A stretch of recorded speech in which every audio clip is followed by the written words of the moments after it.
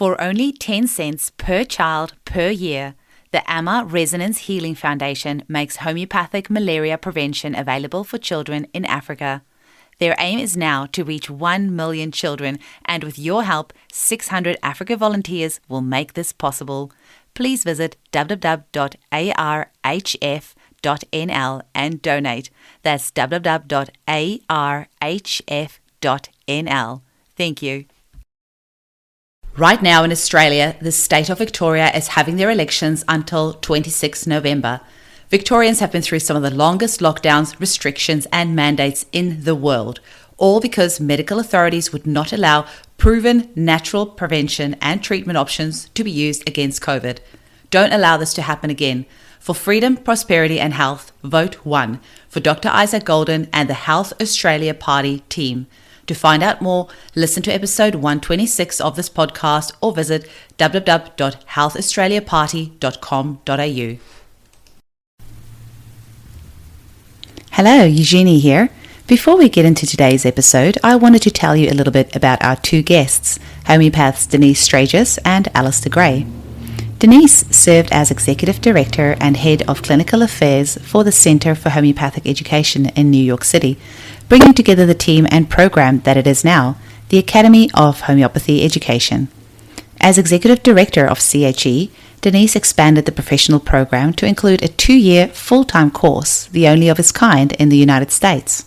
She is fiercely committed to raising the bar in academic and clinical training for all homeopaths around the world. In addition to the bustling, low-cost clinic run by the school, Denise founded a not-for-profit charity for the homeless, addicted and underserved populations. She successfully forged a partnership with a major medical institution in New York City and currently practices with and teaches doctors and medical residents in classical homeopathy and clinical applications. Alastair Gray teaches at and heads up the Academic Operations, Course Development, Research and Learning Technologies Department at the Academy of Homeopathy Education. In addition, he holds various consulting roles, including academic consulting roles at Endeavour College, Australia, and also College of Health and Homeopathy in New Zealand. Also, educational consulting roles for National Centre for Integrative Medicine in the UK, and consulting to many organisations on e-learning worldwide. Previously, he headed up the Homeopathy Department at Endeavour College, later the Bioscience Department, and he was the National Academic E-Learning Manager. He has lectured under and postgraduate integrative medicine, CAM, homeopathy, and naturopathy for 20 years, including theory and philosophy, case-taking and management, ethics, business practices, and scope of practice. He's a regular seminar and conference presenter worldwide and the author of 23 books and numerous articles on primary research in natural medicine. This was a very fun interview, and I know that you're going to love it. Let's jump right in. Welcome to the Homeopathy Hangout podcast, where we discuss all things homeopathy from around the world. And now, your host, Eugenie Kruger. Hello everyone, and a very warm welcome to Homeopathy Hangout. Today we are hanging out with Denise Straegis and Alastair Gray, the founders of the Academy of Homeopathy Education, and probably two of the most fun homeopaths you will ever get to talk to. Welcome, guys. Hey, I like that. lovely to see you again. Yes. Yes. We go way back. We go way back. We do. Al was actually one of my lecturers at the College of Natural Health and Homeopathy in New Zealand, formerly known the Bay of Plenty College of Homeopathy, all very long words. But let's kick it right off, guys. Tell me how you got into homeopathy. You start. Me? Yeah. 1,000 years ago, At least. when I got into homeopathy because I was crook, as they say in Australia, like the dog's hind leg. And I had a number of really miserable symptoms, mainly hay fever, pretty grumpy. I was in my late teens, early 20s. Grumpy and snotty. Grumpy and snotty. So attractive. And it was suggested that I go and see a homeopath in, of all places, Oamaru. And I drove from Dunedin, where I lived at the time, listening to very bad Joan Armour trading records. And I drove to Oamaru and had a consultation with this very strange woman who asked me for 2 hours a whole lot of ridiculous questions. I was deeply offended. I had no understanding of the relevance of those questions. She went into a cupboard. She and opened up a cupboard of something, did something, turned around and handed me a cup, and I have not sneezed again. No, that's not true, because I have started sneezing in the Philadelphia spring. But that changed my life, that experience. That was in 1988. Wow. And My you, story's Denise? not as dramatic nor as snotty. I came into it. Most people come into homeopathy, like our students and a lot of my clients, they find homeopathy because of their own suffering, right? And so many of our students are, my child. Don't let me interfere with your glass of wine.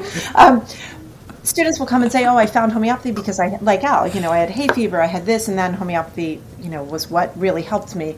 For me, it was completely different. I came in through an academic back door. I was about to start a PhD in clinical psych research, and this was in 1993. And my idea then was to look at how when the body is sick, the mind changes, or when the mind is off, the body changes. I mean, this was before people talked about mind-body medicine, like without saying, what are you talking about, right? So this was it was a very early stage. So I'm about to begin this program, and I met this woman, and she was a psychologist, and she said, do you really think you're going to get to do that in this research program? And I was really naive. I said, well, yeah. And she said, no. And she said, do you know about homeopathy? I had never heard of homeopathy before. And I said, no, not at all. And she said, go look for it. Now, at that time, there was no internet. There were, I would go to bookstores looking for it. And finally, I went to a hippie bookstore and I found one of Kent's books. And that was it. I started reading about homeopathy. I withdrew from that program, and the rest is history. But I don't think I took a remedy for 3 years. That's amazing. Right? It's weird. You don't hear about that. No, I know. I've kind of heard the fall in love with the intellectual part of it. But the not taking the remedies amazing. I didn't even know where you found one back then. You know what I mean? Like, it was so abstract to me. And then, it wasn't like you could buy, like here in the United States, you can buy 30C potency for, say, the top 50 remedies in health food stores, in, hippie groceries and stuff. But you couldn't do it then. You had to find, like, a place to buy them. Mm-hmm. Yeah. So I came in through the back door. There you go. Yeah. I didn't know all of that. And now you guys have got this amazing homeopathic academy. Tell us the story of how this all came about. Well, it was an accident. We need violins for that. It wasn't. I didn't mean for it to happen. Okay. So how familiar are you with disco in the 1980s in America, and Italian girls with big hair and hot curlers? You familiar with this phenomenon? Mm-hmm. Yeah. So that was me. And so I had big hair, and I used to set my hair in hot rollers and use a curling iron. And so I stopped being able to really feel hot. And so there was a homeopathy school that got thrown at me like a hot potato, and I caught it. And because of the hot rollers and the disco, I forgot to throw it. Anyway, but what actually happened was our school used to be a part of a British school that I taught for some time, and they started a school in the United States back in 2010. And I started teaching for them in their school in New York, and then in 2013, I took over directing that program, and then in 2015, I think it was January 2015, they asked me if I would take it on in all of its splendor. It wasn't doing well at the moment. It was struggling, and I did it because what were you going to say? No, you say. You go. No, you go. Well, it's amazing synergy, because I don't know if you know, but I was working in Brisbane in head office at Endeavour College of Natural Health. And I was running the e-learning, the academic side of the e-learning division for all of those thousands of naturopathic and nutritional and acupuncture students. Mm-hmm. And I got a message, ping. And we had met years before. Yeah. And Denise was asking a whole lot of really amazing questions that no one asked. And she was saying, questions about modern learners, what's the future, how do we go about a dynamic, contemporary course in homeopathy. How are we going to reach people? When do they want to study? What do you think? No one ever asked me any of those questions. And so, one thing led to another, and I ended up in America in 2015. But we spent all of 2014 really working on, well, how could we do this? And there's something else really kind of cool about it. I spent from 1999 to, for 15 years, teaching homeopathy everywhere where I could. I never said no to anybody that said, can you come and teach? I flew all around the world. I flew to Ireland, I flew to India, I flew to Thailand, Malaysia 1,000 times, the US, Boulder, everywhere. Wellington, Tauranga, Christchurch, Auckland. Wellington landings. Those landings. And yes. I take Dramamine for that. Yeah, but I taught so much homeopathy, and then I was talking to someone that had taught as much homeopathy. Not as much. Wow, essentially. I mean, a lot, but not as much as you. I mean, let's be fair. And then we had this amazing opportunity to go, well, if it's now our turn, then let's do it right, and I thought at the time it was kind of like, with the amount of experience that I'd had in distance learning, and that was back in 2010 through to 14. Back in the dark ages. But I tell you what, totally. but that grounding at Endeavour, I hated it and I loved it. It was so good. Because I learned a lot. I learned so much in those years. That's the thing about like there's teaching and then there's running a school. And I knew, so for me, like I had been a teacher, you're a teacher, you're a gun for hire. You go in, you land, and you're sort of the new person. Everybody loves you and you do no wrong, and they always go back to the regular teacher like, ah. But if you're the person who's got to hold it, you're not that flavor of the month or the one who comes in and tells fun stories with a different accent.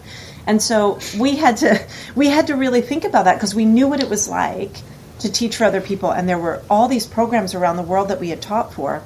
And what did we like and what didn't we like? And here was the thing. This was really important for us, because why do so many people study homeopathy? They spend money, they spend time, they spend energy, and then they don't have a business at the end of it? Like, yes, what is that? That's such a Isn't worry. it? And we need good homeopaths. Such a And so worry. when we decided we would do it, and I wasn't given a lot of time to make the choice, I went to London to teach.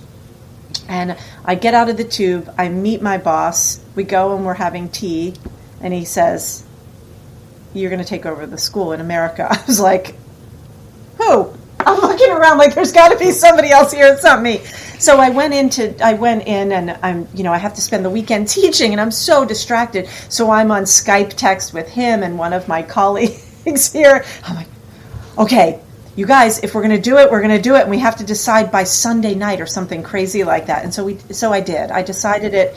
And then the rest, it just fell into place. It really did. And we made the commitment, and we said, we're going to take apart homeopathy education. We're going to deconstruct the whole thing. We're going to take it and we're going to smash it on the floor, and we're going to rebuild it from all the things that we loved, that we've seen.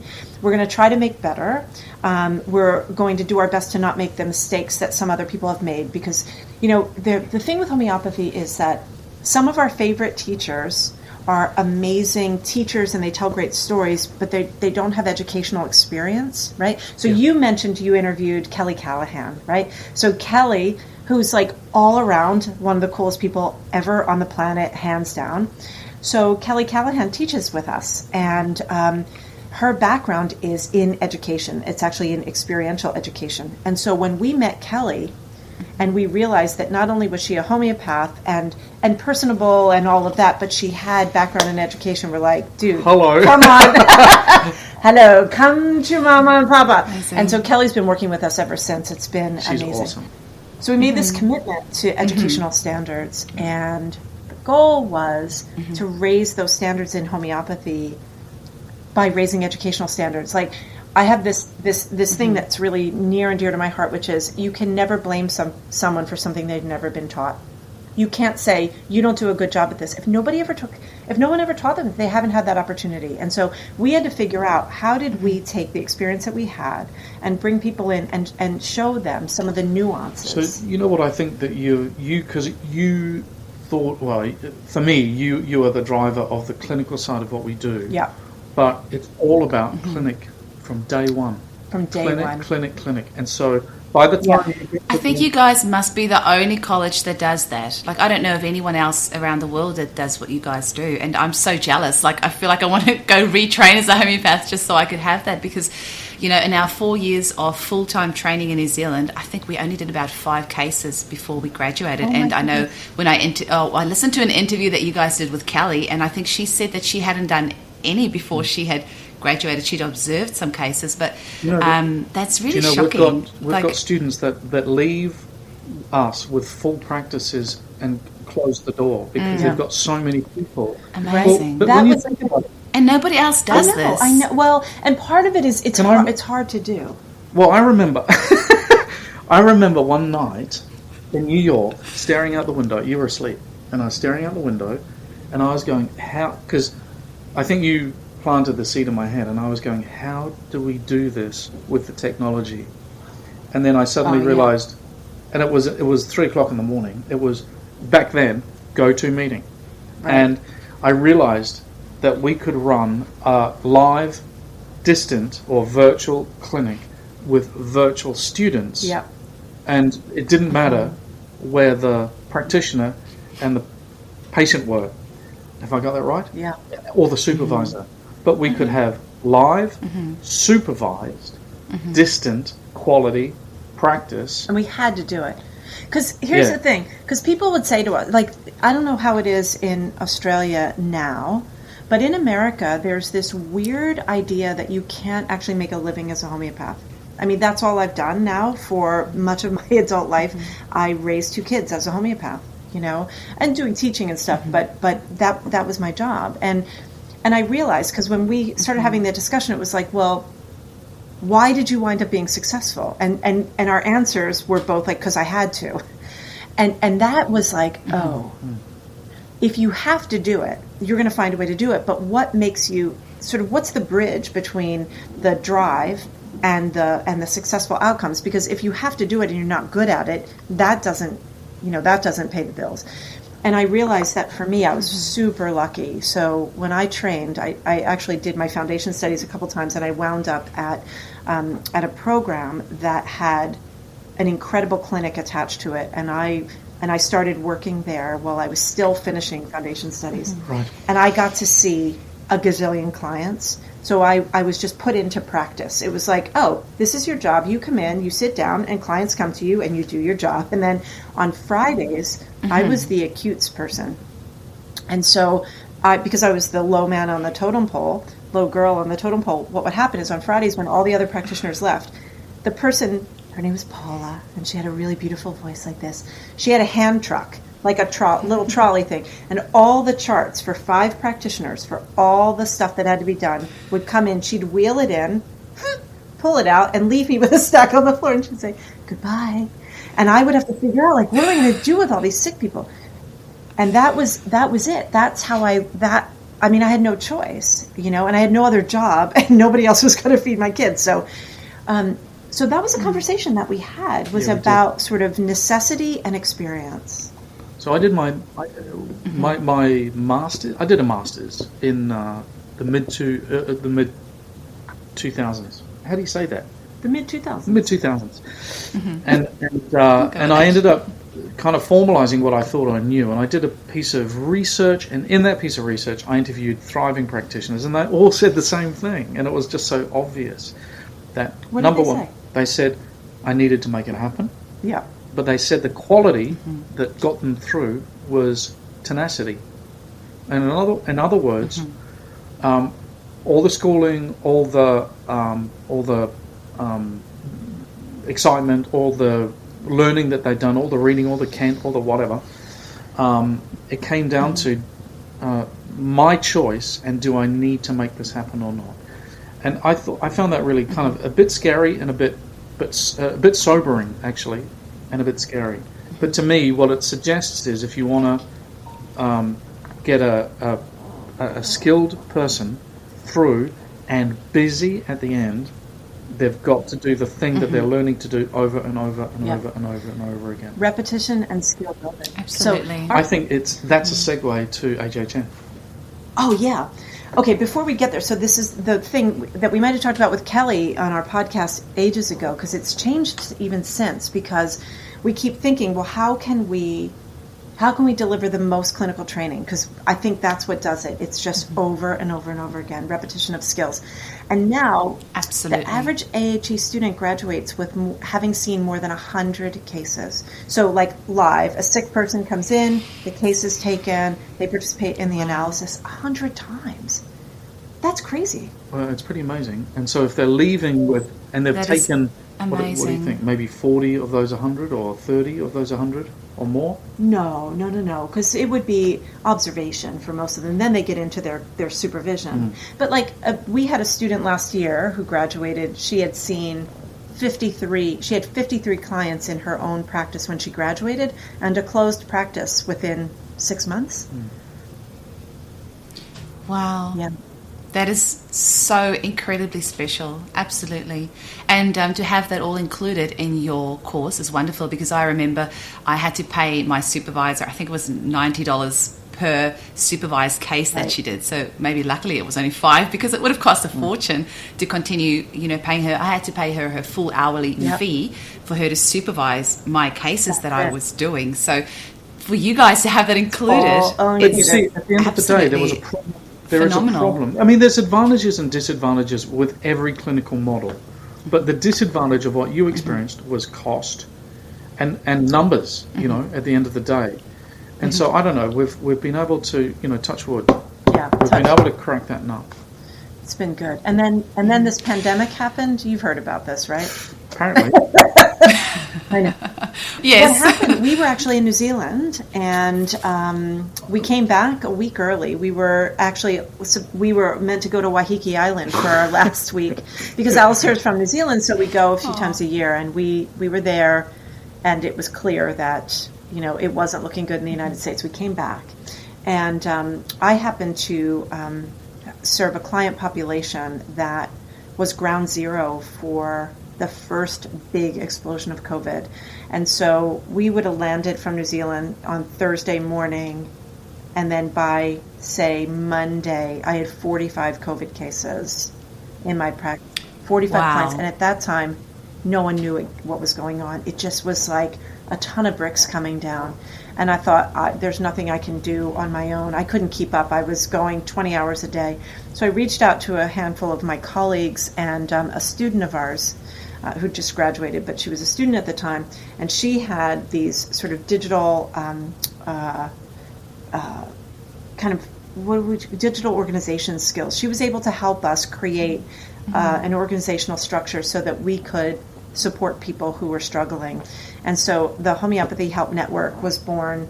Gosh, we would have gotten back from New Zealand on, say, March 10th or 11th, and March 22nd was the first case that we took. We've seen over 2,000 cases since then. Wow. So we're an all-volunteer group around the world, actually. We have someone who's she lives in Canberra. Ruth. Ruth lives in Canberra. But Shout out to Ruth. She's currently tramping in New Zealand. Yeah. South of New Zealand. But we have support all over the world. We've got an all-volunteer task force, an administrative team, a research team, and then the practitioner team. And we're training students, so students who reach a certain level of their training so that they can participate under supervision in this process. And it's been incredible. We've learned a lot, and it has allowed us to take that infrastructure that we built just to deal with the crisis, to try and help when the medical system couldn't do anything, and it was like, okay, well, homeopaths, let's do what Hahnemann started doing before the turn of the 19th century. Important to say, however, of course, that we are integrating all of our treatments with conventional medicine. Everything we are not. We don't. Of course. And seek your medical practitioner's advice. 100%. All of that. And I think, it's interesting, and not just to say that to sort of do a cover your bum, but We really believe in integration. Like, so one of the questions that we talked about for this conversation was about what do we see in the future. And what we see in the future is a completely integrated medical system. And so in our student body, we're about 25% licensed medical practitioners and 75% non. And we are working, we're working really hard to develop a strong bond between the allopathic medical system and homeopathy to support that system and to support clients. So, you know, we encourage whenever possible some level of integration, and some people feel like you have to be a renegade and say, no, we're only going to do it one way. And we say, well, the more we try and work together, the more people see what we do. Like, we each work to our strengths, you know? And so Well, we didn't even talk about this before the podcast, but this is my 7th episode now, I think, and literally every single episode we have talked about this. I also feel it is so important that we integrate the two. You know, it doesn't have to be one or the other. And this was not even scripted or anything. I didn't even tell you that this is one of the messages that I promote because, you know, we just had a mum on and her daughter was in hospital with meningitis. And her 5-week-old baby, this was over a year ago now, she's well, but listened a couple of podcasts back, and she was in hospital. That was the best place for her to be, but she had her belladonna there, and her doctor was supportive, and she was using it, and the next day the girl was so much better. So imagine a world where we were able to have the homeopathics or the acupuncture or the herbs in the hospital setting alongside conventional medicine. And I think you have a not-for-profit clinic that you have set up, Denise. Can you tell us a little bit about that, which is alongside conventional medicine? Yeah, right? so that's actually how we started our foundation. Our charity was started in 2015 because we were asked to provide education to residents and interns at a medical school, at a conventional medical school in New York City. And so in order to facilitate that, we started this charity so that we had a structure for it. And when I said, okay, let me go and observe. You actually came once and you said, I'm never going back again. He hated it. It was Kiwi boy out of his depth. Yeah, totally. This was, so just actually, that wasn't the entire thing, but anyway. It wasn't, but I mean, if you think about it, the context was, this was in a homeless shelter in New York City, just outside, just on the border of Harlem. There were people who were experiencing homelessness, people who were really, really struggling. You had people with drug addiction, people who had scabies. I mean, you name it. It was really, really tough. And so I went in because the job was at first to just train these docs to do this work. And after 2 times of going, I was like, yeah, this is not a...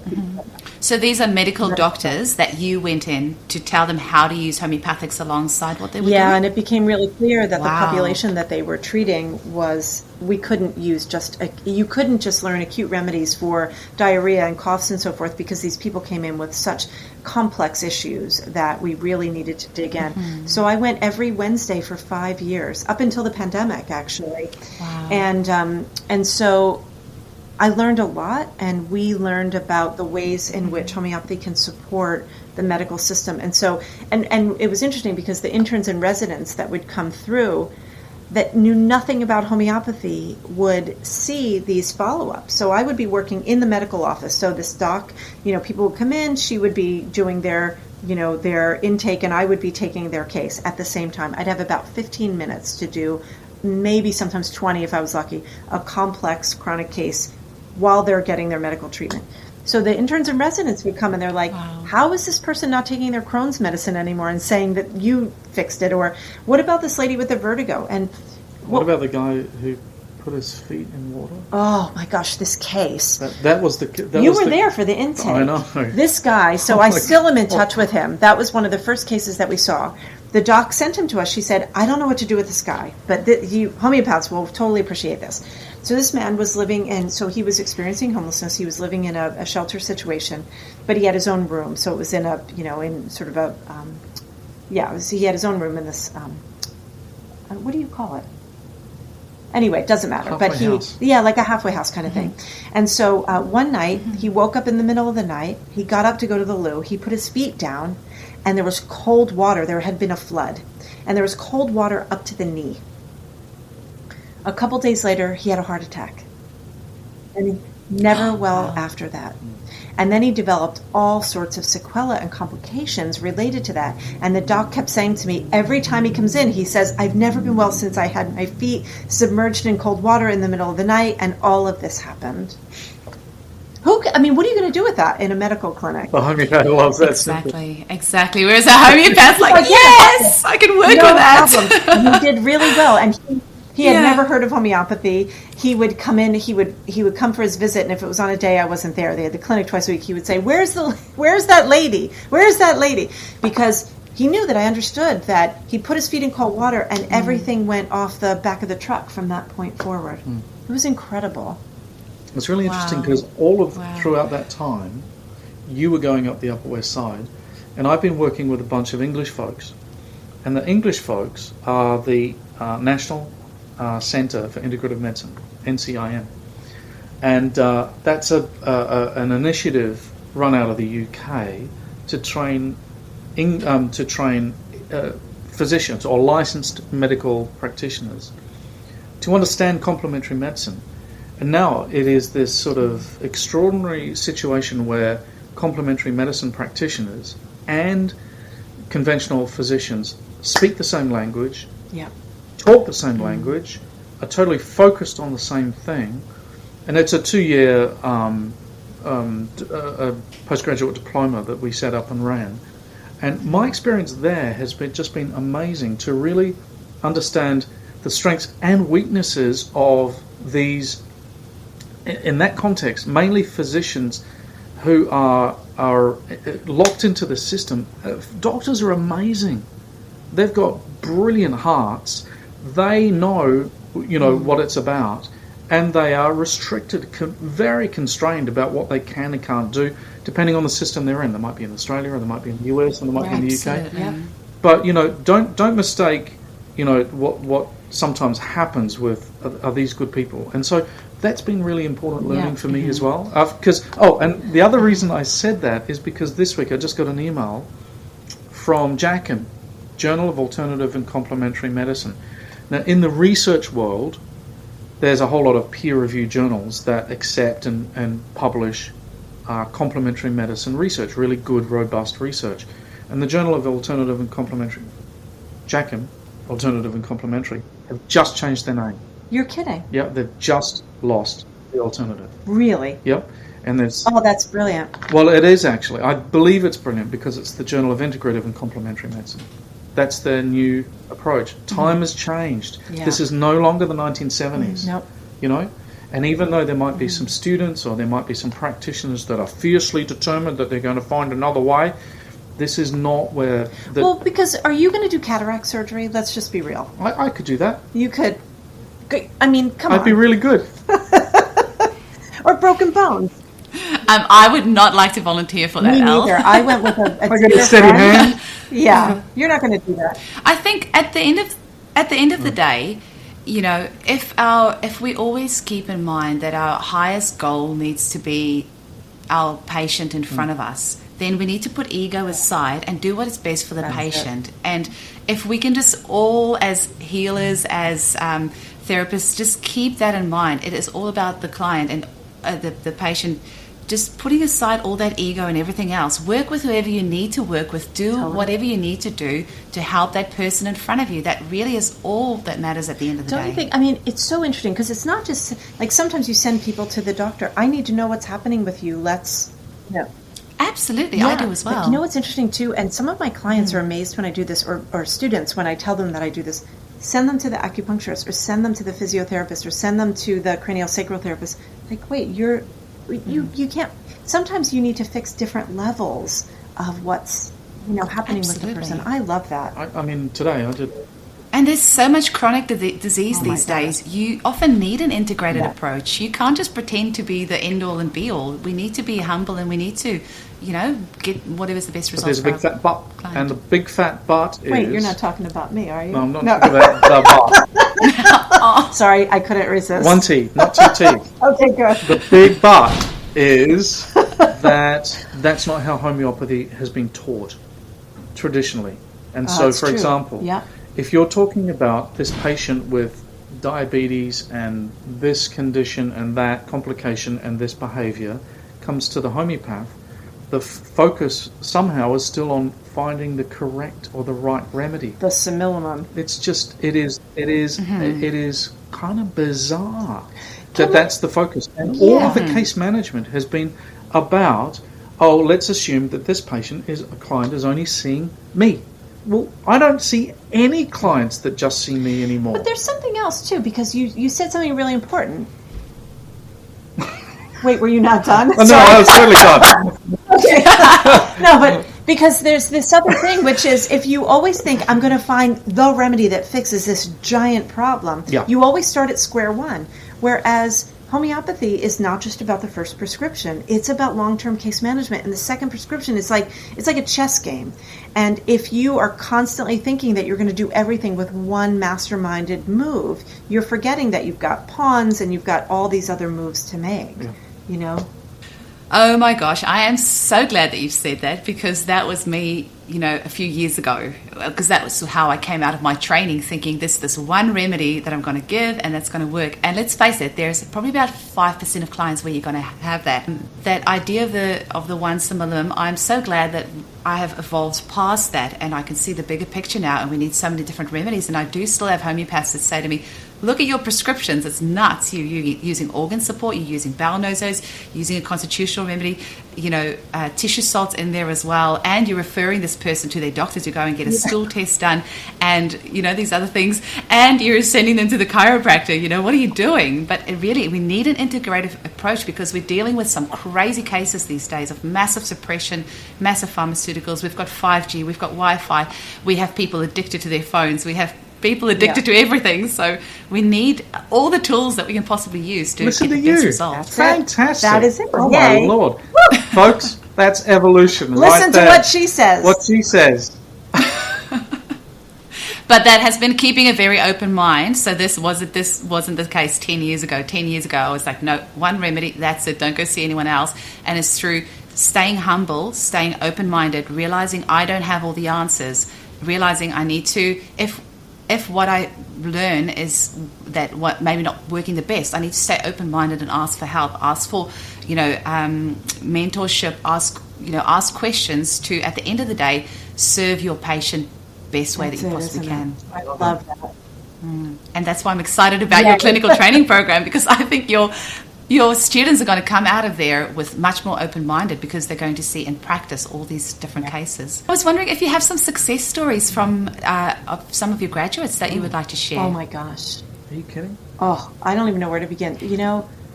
So this is this is everything, because that's why you do it, right? Well, our students joke that I always say you can never leave.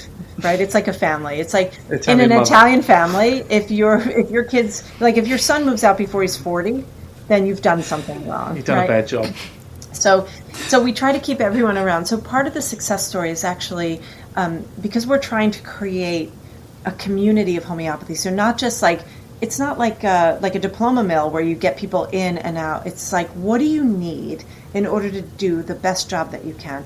And so we keep creating more and more opportunities for our students to learn and experience the world of homeopathy.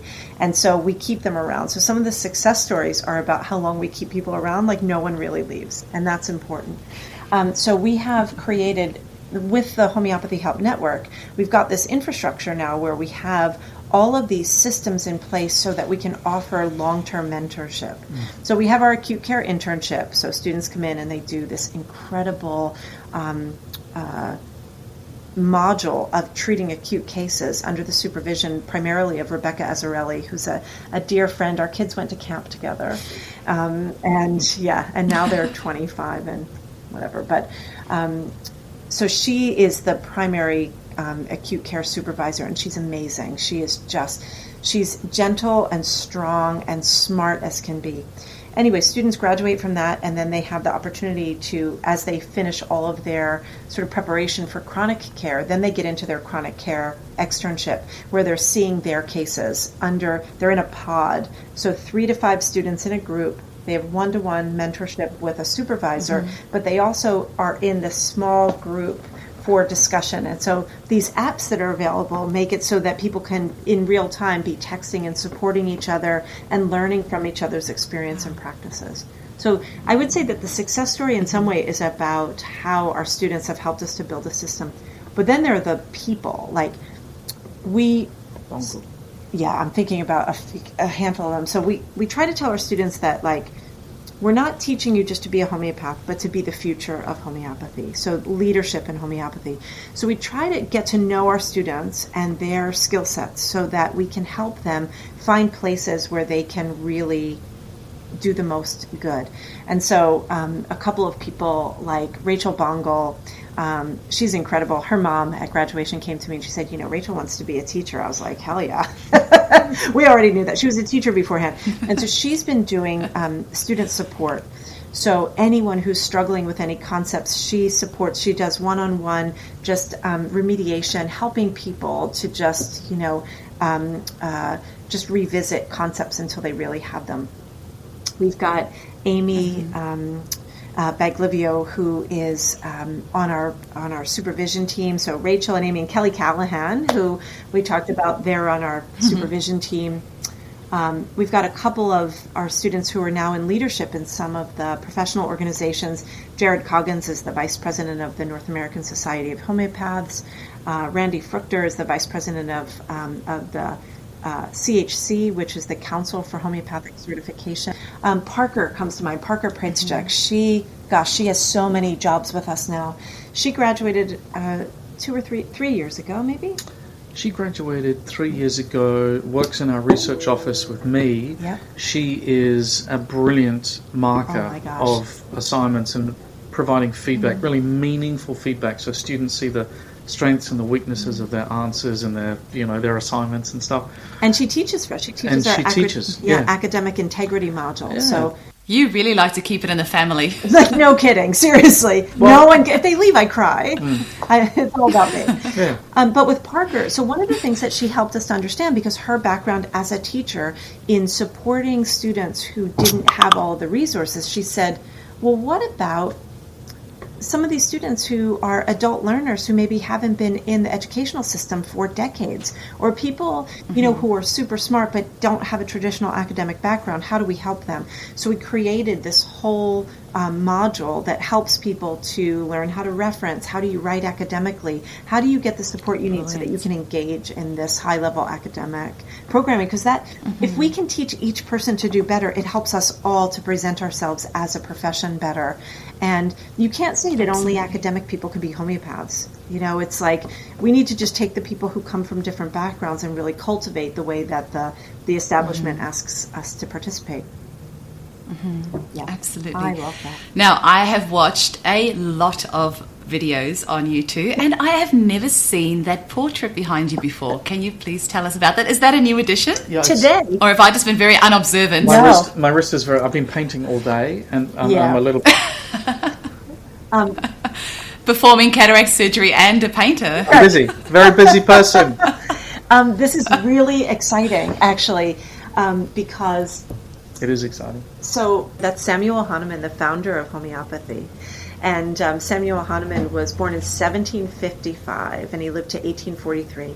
And he is amazing because he was able to create a system of medicine, so an entire set of theories and principles, as well as the pharmaceutical applications. And so today was a bit of a bittersweet day, but an amazing day. And I think...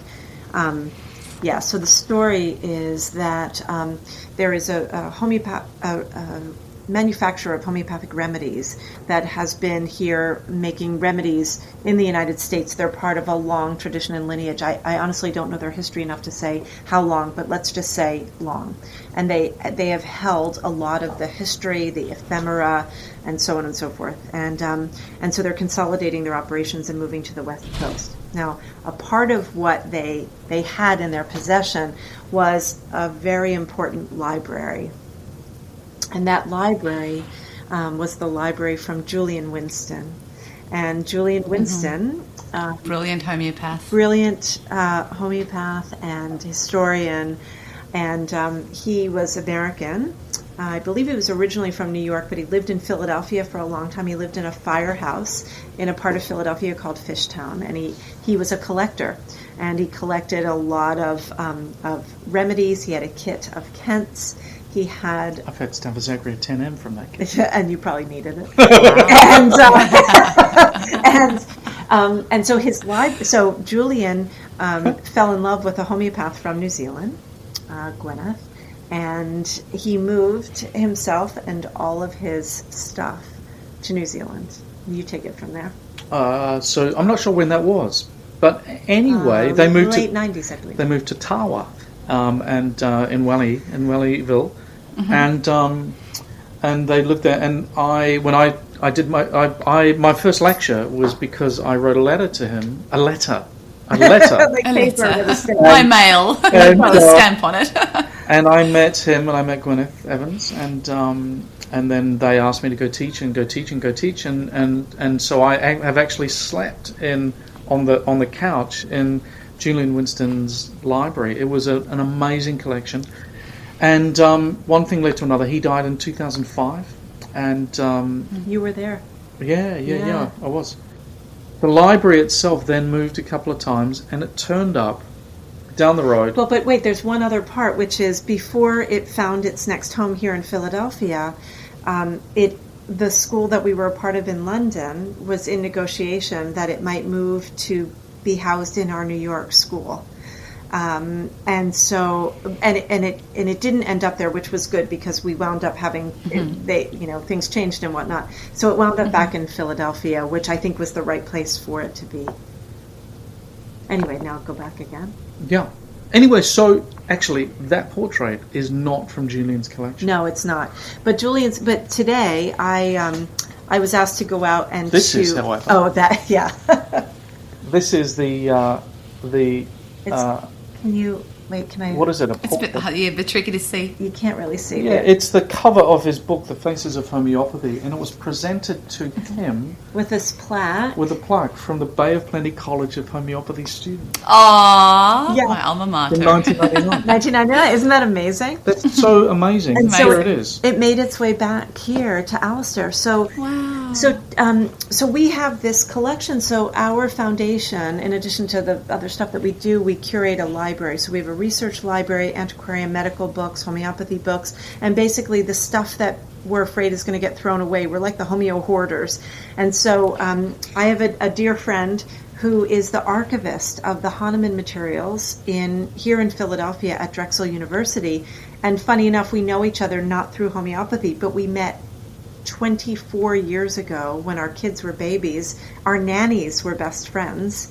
And so we met, and she's like, what do you do? I'm a homeopath. I'm the Hahnemann archivist. It was sort of like, oh my gosh, Anyway, so wow. We've been in touch, of course, and I've gotten to do research in the collection that she archives and so forth. So we found out that there was this collection that included Julian's entire library that was going to be moved to Drexel University, and that there were duplicate items that they couldn't take, and there were some of his personal items and some journals and things, and so they called us to see if we wanted them. So today I drove out and packed my SUV, filled it. I didn't lift all the boxes, I had some help, but with all of these items, including that beautiful gift for Alastair. Amazing. And this painting of Hahnemann that I saw. Absolutely amazing. And they were saying, everything on this wall is yours. And I'm looking, I'm like, not that. And then, yes, that. Wow. Yes. Right. How about absolutely amazing. The library, we've got a really beautiful library. The Jay Yazga, who you might know from the... I was going to ask if it was Jay Yazga, yeah. So I've got his dictionary on my desk. Yeah, exactly. Jay is lovely. Yeah. I love him. Can I show? Yeah. So we've got... It's a bit of a mess at the moment, unfortunately. Because we've taken on you see all the boxes. Wow. Oh, I can't I saw your little photo that you posted on your Facebook page with you as a ghost going through the library books, like coming back as a ghost so you can continue reading. And I laughed so hard because that is literally what I will do. I will come and ghost all of those, archive texts. The library was tidy until this afternoon. Yeah, because I brought a car, literally a truckload of books. And so one of the things that our foundation does is we want all these amazing books to stay in circulation. We don't want people to recycle them. So when someone rings us up, people ring around to say who can take these books. So if someone retires or their estate, they donate these books to us. And so every couple of months we get truckloads of books delivered. And we actually have an intern who's moving to Philadelphia in a couple of months, and his primary job is going to be to organize this library, take all the duplicates so that they can go to students of homeopathy. And best job ever. Right? I know. Yeah. I was actually, I don't want to use the word lucky, because unfortunately 2 homeopaths passed away in New Zealand about 10 years ago, not too far away from each other, and I managed to get their collections. It was actually on Trade Me. Do you remember Trade Me, Alastair? It's kind of like a gum tree. Yeah. And just found it on Trade Me, and I think it was something like $200 for like just boxes of books, and the people selling it obviously had no idea of the value. But the books I like the most, I've got a pile up there, but those tiny little leaflet booklets that you get, and it would just be like a treatment on ringworm, actually, that Burnett book, the tiny little one, but it's so valuable. You just find like really hidden gems, and the paper is all brown and smells like mothballs, and it's just it's wonderful. So before we wrap up, I'm a little bit sad. I was hoping this would carry on forever and ever, but we're going to have to do another one of these in the very near future.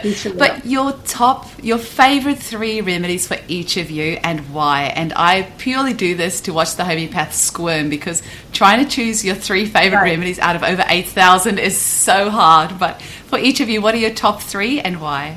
It's so simple. For you personally. Any squirming at all. Really? The answer, totally. My top remedy of all time is Ferrum Phos. Oh, yeah. Well, and the reason is because when you can't think of anything else. When you don't know what to do, give Ferrum Phos. its clinical indications are uncharacteristic. No clear symptoms. Right, that's it. But that one's true. That's true. My second favorite remedy is Bryonia, because it's just amazing for me. Yeah, it's your own personal savior. I'm always, when I've got man flu and there's so much pain. That should be my favorite remedy, to get you out of man flu. Yeah, which we know is much worse than normal flu. Man flu is worse than any flu you could get. Yeah, totally. And I've that's got only 2. That's only 2. And my third would be my first remedy is a favourite which got me on the path, and that was Allium Cepa. Allium Cepa. Yeah. Can I tell you a funny case thing before just a homeopath? Of course. Okay, so I had this case years ago of a kid. He would have been maybe 12, 13 years old, and his key symptom was buckets of snot. That's what his mom said. Buckets and buckets and buckets of snot. They would go to those big box stores and buy the boxes of Kleenex tissues, and he would blow his nose before school, filling the bins, like 2-3 bins every day. I mean, it was an Allium Cepa case, but of course, I'm thinking, oh, what do I do? And I'm like scratching my head. I'm calling friends, and they're, what's wrong with you? You know how homeopaths overthink things. So I gave him Allium Cepa, of course, and it was like 5 years. He would repeat it every now and again. We went up to maybe 200C, and it would have been literally 5 years before he needed something else. And it cracks me up, because we think it's a remedy made from onion, right? It just seemed like such an underwhelming prescription. I wanted to be fancy. Exactly. And that's, we so often get ourselves caught up in that. Hey, I remember when I first started in clinical practice, and I'd be like, oh, I want to prescribe all this funny stuff. But you know what? It was polycress 90% of the time. I got to prescribe some butterflies here, and a couple of little insects over, weirder insects here and there, and cockroach and a housefly or whatever. But it was polycress all the way, 90%. Absolutely. Yeah. All right. Your top 3, Denise? So my top 3. So I guess if we're going to say remedies that helped us or that started us. So the first time I went to a homeopath, which was, well after I was studying homeopathy. And it's funny when I think about the questions that he asked me, because, you're not supposed to ask leading questions. And he was like trying to get his confirmatories, and he's like, do you like bacon? It's really kind of.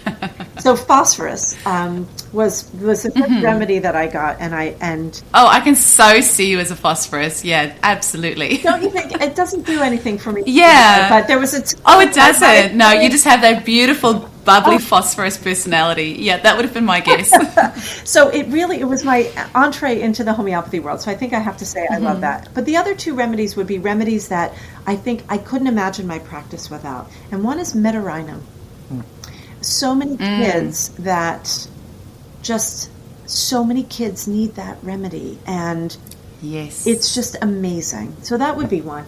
And the third remedy, I'm glad you're saying that, because I feel like I am prescribing Medorrhinum to so many kids these days, and I'm like, am I making all of this up? But I feel like I'm giving Medorrhinum to every second child, because there's just like, so much stuff and so much ADD and just ears and nose and just green snot, right? Green snot. Okay, that's making me feel better now. I'm on the right track. Oh, good. Up all night swinging from the chandeliers. It's like, it's a good... yes. So that, and then I would say the third remedy is sepia, and the reason is that I work in a community of Orthodox folks that have a lot of babies. These women who have 6 would be on the low end, 10, 12. Wow. I've worked with women who have had 14 babies. And I'll tell you what, sepia is a remedy that just is magical for them. And I've just watched these women just have their hormonal systems just recharged. It really helps them to, to feel in and of themselves, and it's a remedy that sort of, it's like their vitamin through their hormonal life. I don't know what I would do without it for some of these folks. I always joke it's the remedy when you want to kill your husband and run away from your kids, and so many mums swear by that remedy, myself included. It is such a great and leave remedy. your uterus behind. Who needs it? Let it fall right out, right? So there's yes. Oh. Sorry, yes. But that's, if we're going to talk about symptoms, and that... And you know what? Actually, prolapse is a big thing. We just had in our group yesterday, somebody was asking, and women feel embarrassed to ask, hey, I've got a prolapse. What do I use? And, so we've got to talk about these things. It's one of those remedies that is really helpful. So those would be my 3. So one personal that sort of was a fleeting personal love, but Medorrhinum and sepia in terms of serving my clients. I reckon gallium is also another big one on your radar. Gallium cleavers, I have just recently come upon that remedy, but it's really good. Hey, I just use it as an organ support for the lymphatics, along with some phytolacca and pulsatilla, all in low potency. You did say gallium, hey? Yeah, but gallium, I think you might be talking about a different one. This is the mineral remedy gallium, element 31. Okay. So not the plant. There is a gallium which is made from cleaver. Oh, the plant. Yeah. That's the one I was talking about. Sorry. You mean gallium the mineral? Gallium the mineral. And it's the proving was done a while ago and published. One of my friends did the publication. And that remedy we have had heaps of cases. Amazing results. Really? Unbelievable. I'll tell you, for homeopaths who might be listening, you can get the proving at dynamis.edu. It was one of Jeremy Scher's provings. And you'll see if you download the provings, if you buy provings on dynamis.edu, I think they're like $7 or $8 American dollars, right? So inexpensive. It's all for their charity, and it funds homeopathy for health in Africa. This proving, this is a polycrest of still undiscovered proportions. We've had half dozen cases in the last 2 years in our teaching clinic alone. I have a case, in fact, if I had to say my favorite case ever, this is a child, she's now 18, 19 years old, but she suffered from a severe head injury when she was maybe 14. She was bedridden for 4 years, so literally didn't leave the house. And I just have been working her case little by little over the years, and about 3 months ago gave her gallium. And I have a video of her. She sent me a video. She was out of the house smiling. She was crying with happiness of being able to get up. It was like the book The Secret Garden. Remember that children's story? And she's doing so well now. That remedy is just amazing. In fact, I renege. I take back from my top 3. I will replace my fleeting relationship with phosphorus with gallium. There you go. Thank you. Okay. No Wow. Well, you've just dropped a bomb here for me, because I'm going to go and hop on the Dynamis website right after this, and definitely go and have a read. Read the part about going forwards and backwards. Element 31 and the number 13. There are these beautiful images. It's a fantastic proving. Wow. Now, please give us a rundown of how people can get in touch with you. Where are all the different places that you engage online? And Yes. Yes, and yes. So AHE, our school, the Academy of Homeopathy Education. So we do full-time and part-time programs, and this huge clinical offering and research and all that. Now, can I just say that were you to be in West Australia, you can still study. Yes. Because we've got full-time, we've got part-time, we're live online, we're blended, and critically, clinical training lands at a good time for you folks. Yeah. Same with the East Coast, even the Kiwis. We've got a couple of Kiwis in our school. We have a couple of Kiwis. We've got the Frenchies. We've got the folks from France. Yeah, we have people in mainland Europe. We've got Puerto Rico, people in the UK. UK. Alaska. So around East the world. Coast, West Coast. We don't have, I don't know that the time zones work for Asia. Well, we have Kuala Lumpur. We've got Kuala Lumpur, but that's on the same time zone as Perth. Yeah, 12 hours. Anyway, so which is great actually. Yeah. So we teach. So because we run 7 contemporaneous cohorts, we teach in the morning and the evening in the U.S., which is just flipped, the opposite. So there are opportunities for people all around the world to join in with us. Can I also just say that if you want an experience, if you were a practitioner, you might even be qualified. Who knows? But you want to go deep with acutes.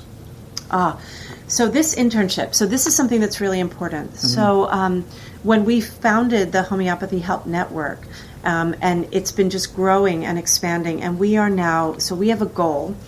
One of our goals is to conduct outcomes-based research that has so many numbers that no one can say this doesn't work. And our goal is 5,000 cases a year for 5 years. So 25,000 cases, a 5-year case study, looking at outcomes. And there's nobody who's going to say that's 25,000 placebo cases of like kids, right? I mean, and in acutes, not chronics, but really just looking at, this is what happened, this is what the intervention was, and this is what the outcome was. And so we have been able to expand this acute care internship to include folks from around the world who really need to or want to just practice this other skill set of seeing lots of acutes, because it's different, right? When we get into our chronic perspective, it's absolutely different. So please reach out to us, because one of the things we want to do is be able to serve people in other time zones. So having folks from the Southern Hemisphere, that would be really beneficial to us. There's full training involved. There's supervision involved. There's we have remediation if you need to just do revision on acute training and so forth. Yeah, remediation means. So any homeopaths listening to this? Any homeopaths listening to this, absolutely get in touch with you guys. Yeah. Totally. So there are a couple ways you can reach us. So there's ahe.online. And that gets you through to just our main school website. For information about our internship, that's hello@homeopathyhelpnow.com. Hello. And then we have Home Foundation, and that's our charity. And so, we are really trying to just get as many people as possible involved in a community of homeopaths. And so our charity is called Home Foundation. It's spelled HOHM. And we'll have a new website actually launching probably by 2 weeks. In 2 weeks, do you think? Wow, okay. And so home, what it means is... it's okay, it'll be another week before the podcast go out, so you'll have 3 weeks. Right, so that's plenty of time. So we chose the word home because we wanted to be the home, home like your place, for homeopathy. And we spelled it HOHM because, the beginning of homeopathy, but also Om.